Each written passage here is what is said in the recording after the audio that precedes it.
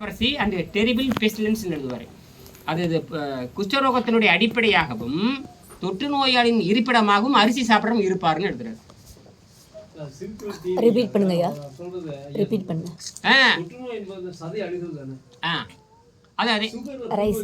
Rice is the foundation case of leprosy and terrible pestilence சொல்லுவார்.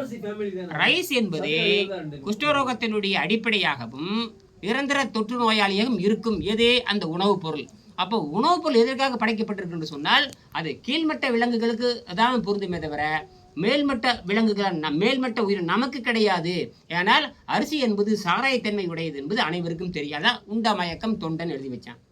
உண்ட மயக்கம் தான் சொல்றான். உண்ட ஆற்றல் உண்ட வேகம்னு இவனு சொல்றது இல்லை.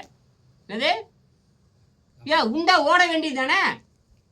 வண்டியில் பெட்ரோல் போட்டால் ஓடணும் இல்லை. வண்டியில் பெட்ரோல் போட்டால் உதைச்சா ஓடுது இல்லையா. இதில் பெட்ரோல் போட்டால் தூங்குதுயா. அது எப்படி சக்தின்னு சொல்ல முடியும்?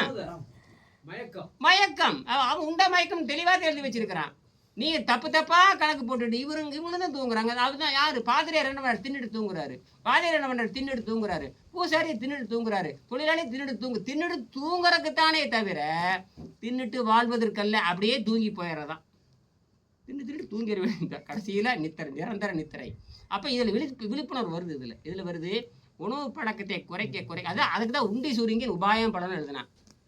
எந்த தமிழ் வாத்தியாரும் ஆராய்ச்சி பண்ணாத சப்ஜெக்ட் உண்டி சூரியங்கின் உபாயம் படம். ஒருத்தரும் ஆராய்ச்சி பண்ணவே இல்லை. வசதியாக அவனுக்கு இந்த ருசியும் வசதியும் போயிடுது. யாருமே நினைக்கிறது ஒருவேளை இன்பன் யோகி அதையும் ஆராய்ச்சி பண்ணவே இல்லை. ஏன்னா அவனுக்கு எதிராக இருக்குது. சுக வாழ்க்கைக்கு எதிராக இருக்கிறது. அது நாக்குக்கு எதிராக இருக்குது. தற்காலிகமாக சுக வாழ்க்கை சித்த நேரம் சோபாவில் படுத்துருக்கணும். அதே நிரந்தரம் நினச்சிட்டான். சித்த நேரம் சோபாவில் படுக்கணும், சித்த நேரம் ஃபேனில் நிற்கணும். இதெல்லாம் என்ன நினச்சிட்டான்? நிரந்தரமாக இருக்குதுன்னு நினச்சிக்கிட்டான். அது ஒன்றுமே பண்ண முடியாது. அப்போ இதை தான் அது விஷயம்.